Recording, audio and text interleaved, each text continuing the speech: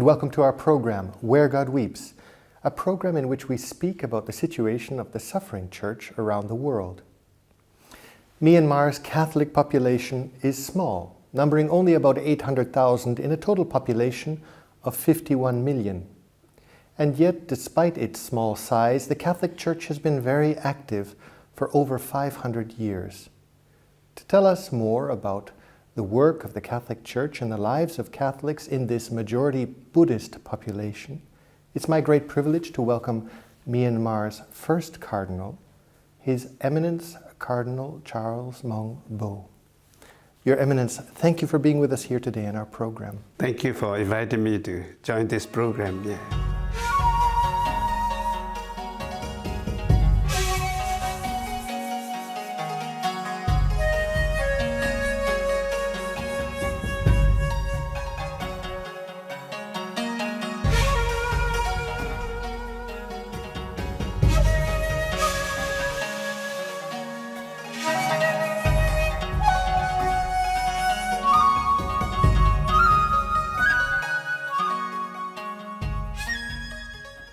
Your Eminence, before we go into more detail, can you just give us a little bit of an idea of the religious landscape in Myanmar today?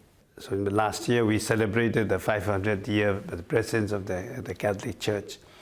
And along all these 500 years, the Catholic Church has been actively involved, not only in the work of evangelization, but also especially building up the nation in the areas of education, of health program and development and other things and all.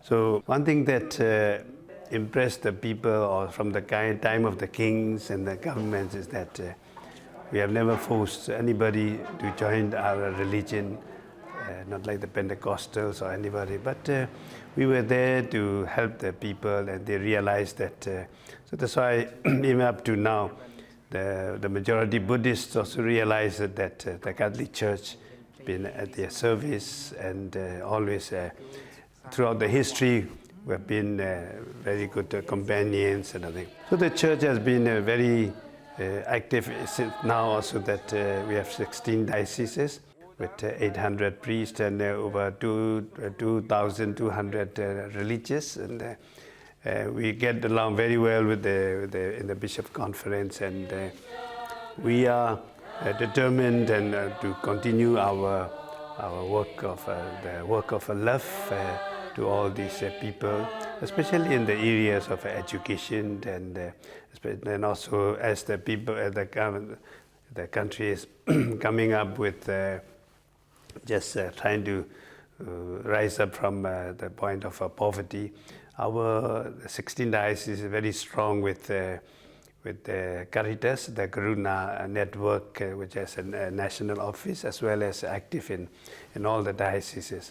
What are the other religious communities that are living presently in Myanmar? It is majority Buddhist, but there are other religious communities. What are they, and what kind of numbers are we talking about? Yeah, the 85% would be the Buddhist, and of course we are a little less than 2% Catholics, and of course the American Baptists would be more, say about 4% of the. We have the Muslims about 6 to 7%, and smaller communities of Hindus, and also maybe a few Jews like that. Your Eminence, especially in light of the small percentage of Catholics in Myanmar, Pope Francis named you in January of 2015 Myanmar's first cardinal. If I might, if I'm not imprudent or cheeky in asking this question, but what sign was Pope Francis giving in appointing a cardinal in a country where, for example, in Thailand or in the Philippines, there are much larger Catholic populations? What sign was Pope Francis giving in nominating you to be the first cardinal of Myanmar, of such a small Catholic population in Myanmar? I see 2 or 3 significant signals given. The first one is that the Holy Father wishes to acknowledge all the the missionary works of those of the past 500 years, honor those, all the missionaries that have passed through the country, and also honor those, the present, current, the workers in the church, the bishops and the religious and the people in general. That's the sign that Pope wishes to give. The second one is that he is the one that goes for the peripheries, the poorest and the most remote. So this is another sign, indication that he wishes to choose one that is a country that is quite unknown, and also who is quite steep in poverty. That's another one. The third indication will be that he likes to have a very inclusive the attitude that wishes to have a gardener also among those that have not been there. So that's a very universal indication of the Pope Francis. How do you see this call for you personally? Is it a burden? Is it a cross? How do you carry this new responsibility as a cardinal in such a delicate situation, we might say? Of course, this appointment did not come officially. I did not know officially. Only I came to know through the TV news from somebody mentioned to me that. So this is maybe the first time that the cardinals, 20 cardinals, were not officially mentioned before, but they came suddenly in the Angelus message. I took it not as an honor for me, but as a responsibility, that I should really further on the message of Jesus. That I should broadcast or carry on the words and wish of the Holy Father. So I took as an obligation that I should be the voice for the voiceless. Although I was in the past I was trying my best through my different statements, really speaking for the poor and for the voiceless. But now I have a deeper conviction and a heavier responsibility that I should be the voice for the voiceless. How do you see the voiceless? What do we understand by poverty, and what do we understand by voicelessness in Myanmar? If you could give us a little picture about this. In Myanmar, at least 40% are really in the poverty stage, and 60% of our children drop out of schools for the education. There has been, although when 50 years ago, 1961 and 62, especially when our Pastor General Ne Win nationalized all the schools in 65, his idea was a Burma way to socialism. There shouldn't be anybody poor or anybody rich, all should be equal. But he himself, before he died, he became one of the richest men in the world, and left those people in poverty. I think even now, during these past 3-4 decades, there has been a big difference between the rich, the small group, and most of the poor. So this disparity is growing ever wider. Wider and wider, and I think with the coming of the government, the gap should be improved on that.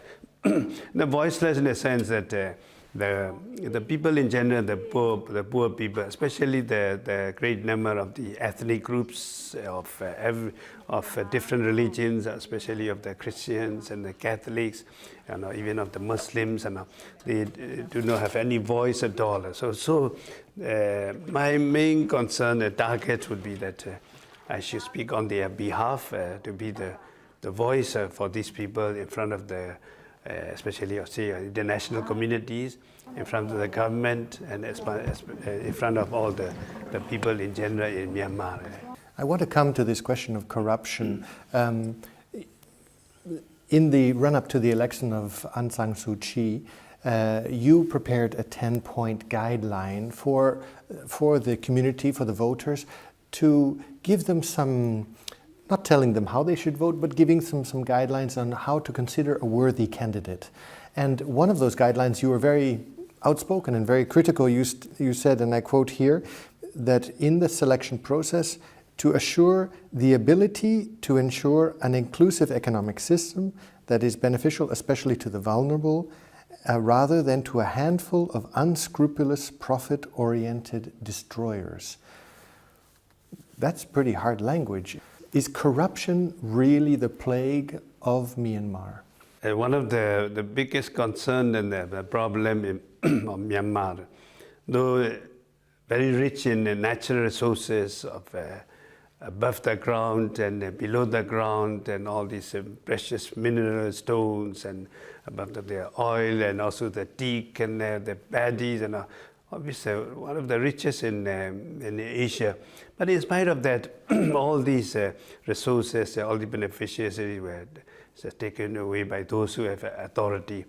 The especially the armed groups, the military first, and their cronies will be the one that took away all the beneficiaries. Then in '92 we had some sort of ceasefire with the different ethnic groups. There again also the armed group of different ethnic groups were the few people that gain all these natural resources. So both from the government as well as the armed group and ethnic groups, they are the recipients and the beneficiaries of all these things. They profited. And the rest of the people are left in poverty like that as well. So this big corruption has been great in the ruling party as well as in the armed forces. So this concern or this problem is to be addressed very seriously. But I believe also that although not officially taken over the governance yet, Aung San Suu Kyi was telling party members that corruption is to be very seriously will be taken into action, and if anybody has a sign of any corruption, they'll be sentenced to jail and other punishment and all those things. Myanmar is at a watershed moment with the election of Aung San Suu Kyi and the NLD party. What hopes do you have now for the new government and the way forward? How do you see the way forward? First of all, the result was beyond her expectation. It was stunning, yes. And also the party that lost also was beyond the expectation that they lost. They didn't expect that much of a defeat. And that they have apparently accepted and they are going to go ahead with this democratic process. Yes, so far the process has been very smooth, and of course, when there's a transfer of power from military to the civilian, and we had the experience of other countries of bloodshed and very violent and things. And also in the history of Myanmar previously, when there was this first attempt, of course, with Aung San Suu Kyi's father. How do you see the way forward now? We are very hopeful that the transition will be very, very smooth and very, very peaceful. But at the same time, the Aung San Suu Kyi, she herself had never experienced in the government, in the ruling government, but she has studied political science as a theory. So also many of our parliament members too have never experienced like that. But she also, I think, apart from other things, she needs the cooperation of those who have experience in the army, in the government, as well as to have say some assistance from the army. She herself expressly says that in Myanmar the army is still very important. He said we must still honor the army, of course, because her father was the founder of the army. So that's another point. So I think with the cooperation, understanding, and goodwill of the winning party, and as well as the present ruling party, as well as the military, I think goodwill from all the people. I think Myanmar has a very peaceful transition and progress. And of course, the main thing she has to work out is the peace and reconciliation with the military, and with the different ethnic groups. As we are talking, there are still the violence and the skirmishes and the fights are going on with the Kachins and with the Shans, with the military. Yeah. Now, these ethnic groups, of course, this is a very difficult issue for the country, also because many of these ethnic groups, many of them, the majority, I'm not sure if many are Christian, because of the fact that they were more open to the missionaries at the time, have been seeking a certain autonomy. You, of course, you speak the language, you lived in the Shan, I believe you became a bishop in the Shan territory. Yes, last year, yeah. So you are very close to these people. How do you see your own role within this dialogue and this reconciliation process? When you talk about the Kachins, about 99% of them are Christians. either Baptist, Anglican, or the Catholics. When you speak about the Kukan will be the Chinese people who have the backing from China, and the Shans, and we don't have many of them Catholics or Christians, but many of them would be Buddhist. So of these different ethnic groups, what they want is that federation. That's the one. So before talking about the ceasefire and peace, they wish to really settle down this issue of a political issue of a federation, which Aung San, the father of Aung San Suu Kyi, had promised to a federation in Pinlong, this agreement. So what we as bishops, also I now as a cardinal, have much influence to speak together with the bishops who are there are 5 bishops in the Kachin state. We like to have also, we have been talking with the different other pastors, especially from the Baptist church, and with them also the leaders of Kachin's army and other. The negotiations and dialogues has been going on. But one emphasis that we're trying to make is what I have said is that they want to first of all talk about the political issues of federation. Then once it is assured, then they said the peace and the ceasefire will consequently follow. The Myanmar people, of course, have a great respect for their religious leaders, the Muslim and the Buddhist and the Catholics. How do you also see your inter-religious dialogue with the other religious leaders in this effort towards peace? That's a point that, these past years I've been emphasizing on the role of the religious leader. Aung San Suu Kyi herself also mentioned very expressly that for the development of the country, she would need the cooperation of the religious leader. In Myanmar, 100% of the people have adhered to their own religion, and the respect for the religion and the respect for the religious leaders. That's why the part of the role of the religious leaders is very important for peace building and development and unity in the country. That's why the religious leaders, which we are trying to do, have to come together very often, listen to each other, and and also make the joint statement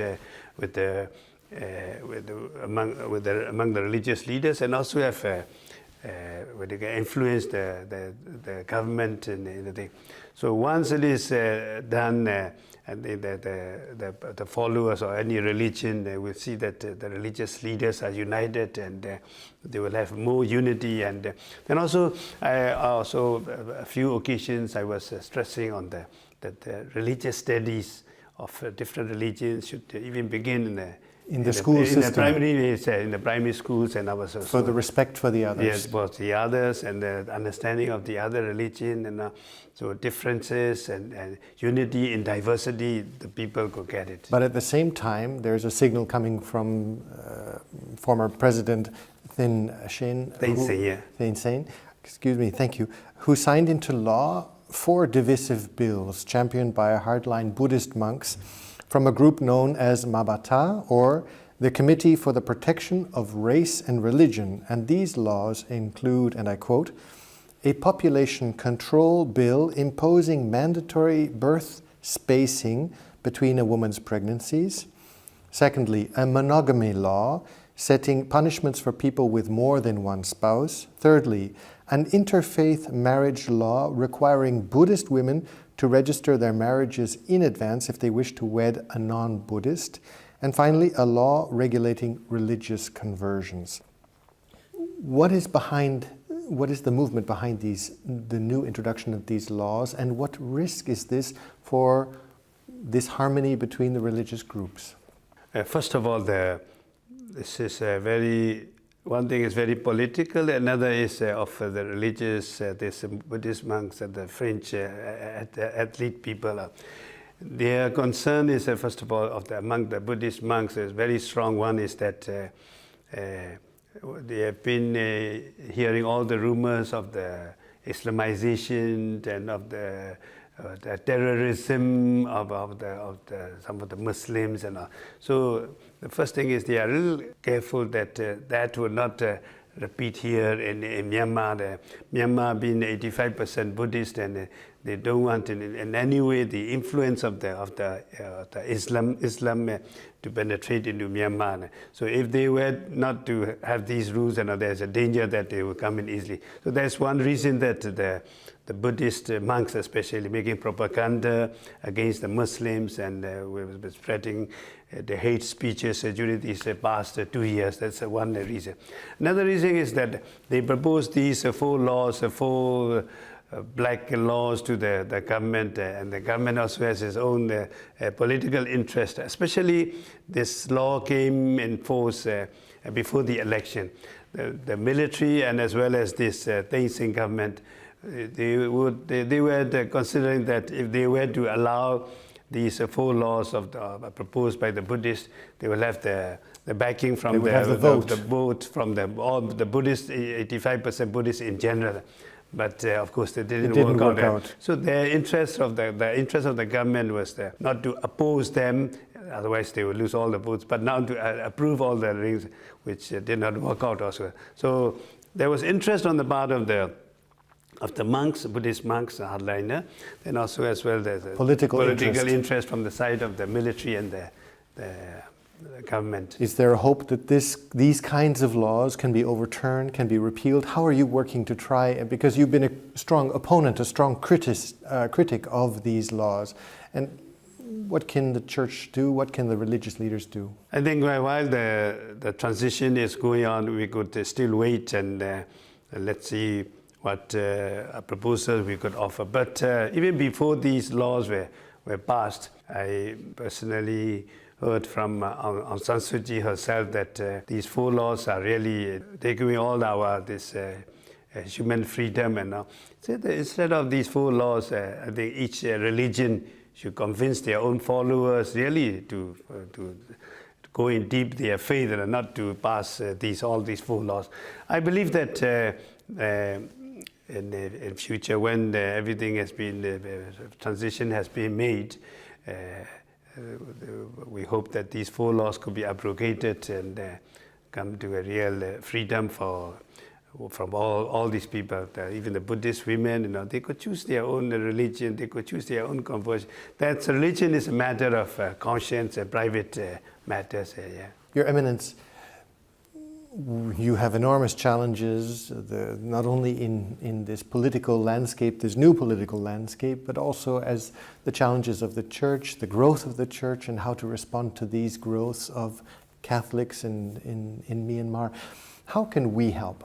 What can the Universal Church do to help you in your efforts for this new Myanmar, this new time in Myanmar?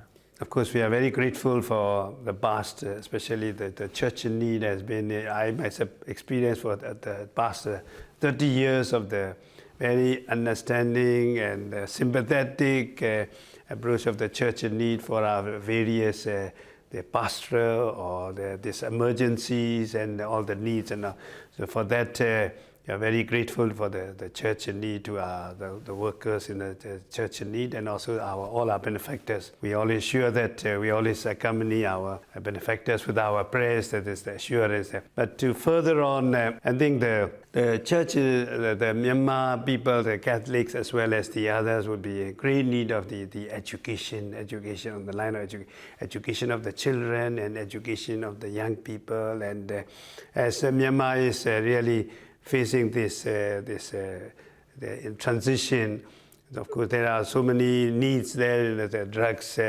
problem, and within the country there's a conflict going on and also with the different religions, especially with Muslims and the Buddhists. We need a real the education of our people, from the children up to those ministers in the parliament. That is one necessary thing. Another one is, of course, as church, although we are trying our best with this external infrastructures, with the churches, buildings, other things, and we have been quite targeting more on that. And I think we have to focus on the real deepening our faith, or deepening our study of the scriptures, and that's very important. So the formation of the ordinary Catholics, formation of the seminarians who are leading them, then the formation of the religious, That would be very important. Now, before we are trying to divide politics and our religious things on a different line, but this Pope also emphasizing that our approach would be very holistic, and not only on the spiritual side, but also we have to see to the needs of the poor people, their education, and to help them out. One thing is very clear with our agenda is that for any help or any assistance, we do not make any distinction of the race, and we don't make any discriminate on the religion. As far as possible, even in the case of this emergencies, and we try to approach, we try to help everybody. To serve everybody. That's one thing. So this international community should continue helping us the formation of our people in faith as well as in education, and of course there's of the health issues and other livelihood issues. If the international communities are able to cooperate, we are very grateful for that. You have a lot on your plate, but God has blessed Myanmar, and we pray and we continue to pray for you. Thank you very much. Thank you, sir. Your Eminence, thank you for having been with us today in our program. And thank you, ladies and gentlemen, for having been with us today on our program, Where God Weeps. And you've heard the stories, you've heard the situation of Catholics in Myanmar. If you feel called to help, either through prayers or concrete action, I would encourage you to look at the contact information at the end of this program. And we look forward to seeing you next week. Take care.